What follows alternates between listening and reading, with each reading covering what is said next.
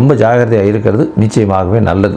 உங்களுடைய ராசிக்கு பார்த்தாலேயானால் 10ஆம் இடத்துல புத பகவான் போகிறது பெரிய விசேஷம். அதனால் இந்த கலைத்துறையில் இருக்கிறவங்க, அதுவும் ஆர்ட் டைரக்டர்ஸு, எழுத்து பணியில் இருக்கிறவங்க, chartered accountants, computer software hardware engineer, அதை தவிர இந்த காற்று சம்பந்தப்பட்ட வியாபாரங்கள், அந்த மாதிரியான விஷயங்கள் பண்ணுறவங்களுக்கு பெரிய ஏற்றம் கிடைக்கக்கூடிய வாய்ப்புகள் நிச்சயமாக உண்டு. உங்களுக்கு எல்லா விதமான வெற்றிகளும் வரும். இருந்தாலும் சில நாட்கள் நீங்கள் தள்ளி போகிறது நல்லதுன்னு சொல்கிறோம்.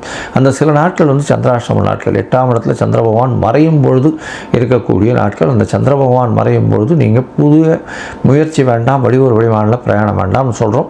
இந்த சந்திராஷ்டம தினம் என்னென்னைக்கு வருது அப்படின்னு பார்த்தோம்னா, சந்திராஷ்டம தினம் 15/5 16/5, அது தவிர 10/6 12/6, 13/6, இந்த 5 நாட்கள் இருக்குது. அதனால் உங்களுடைய சந்திராஷ்டம நாட்களை குறித்து வச்சுக்கோங்க. அந்த நாளில் புதிய எந்த ஒரு காரியத்தையும் எடுக்க வேண்டாம். ஒருவேளை பண்ண வேண்டி இருந்தது அப்படின்னா, சந்திர பகவானுக்கு உண்டான எளிய பரிகாரங்கள்னு சொல்லக்கூடியது, அதாவது அருகில் இருக்கக்கூடிய கோசாலையில் உங்களால் முடிஞ்சதுன்னா ஒரு அகத்திக்கீரை கட்டு பசுமாட்டுக்கு வாங்கி கொடுங்க. உங்களுடைய சந்திராஷ்டமத்தின் தாக்கம் நிச்சயமாக குறையும்.